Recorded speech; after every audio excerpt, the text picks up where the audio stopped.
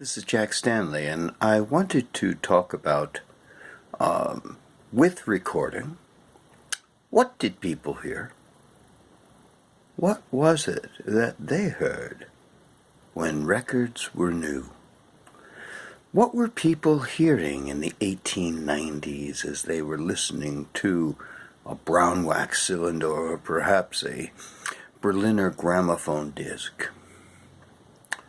It's interesting to note that in many cases, a lot of people talked in the old days saying that with the early acoustic recordings, they often sounded better in the next room.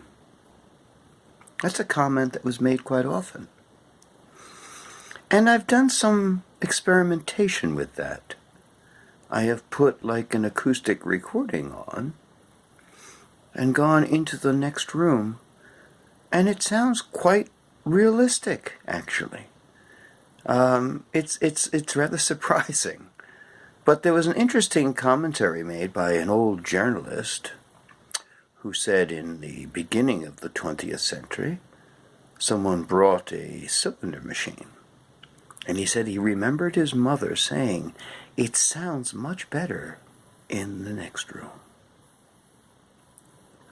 Another thing that is kind of interesting is that we, in our age, we are accustomed to listening to the very, very fine, different tonal extremes. In the early days, there was nothing like that. In the early days, of course, you would listen to the rudimentary forms of music. And that's what you heard. And the interesting thing is, probably because we didn't know any better, we were extremely satisfied. You know, it's also interesting. In years ago, I went through all of Edison's notebooks dealing with testing and listening to recordings, which took a long time, actually. Took about 16 months altogether. And what was fascinating was the fact that he would listen, and he would listen to background noise. That was something that he was really into. And he said you could hear pedals banging and hearing this, that, and everything, or talking in the background or things like that. I think it was interesting for a lot of people, and probably a lot of folks today who might have like Victor or Columbia or Brunswick or G&T recordings. At the end of the record, sometimes you hear some very interesting sounds. Sometimes you hear talking, sometimes you hear crashes, sometimes it sounds like a music stand fell over. And sometimes you hear distant and not too coherent talking going on. In one Caruso recording, at the end of the recording, you can hear him softly say something that sounds like beautiful. And also other things that are interesting as well, as we progressed with our recording abilities, our understandings of how to place the machines in rooms. You know, Victor mentioned that you want to place the phonograph a distant way from you. You don't want to have it right in front of you. Edison machines, very much the same. They described with the diamond disc to put it in an area where it takes on the acoustics of the room, which, if you think about it, the Edison system was a dead studio, whereas the Victor system was a polished woods and very high frequency recording that had a lot of hiss to it, or an unnatural squeala, as we call it. It is interesting when you think about it, what did they hear? And what they heard was absolute fantastic sound. Now today, what we hear is something very different. I've done experiments, and I take, 20-year-old kids, and I play a record for them, and they're going listening to, they're holding their ears, and because there's so much noise. That's a very interesting fact, because especially us who collect this, we have automatically developed a sense of filtering.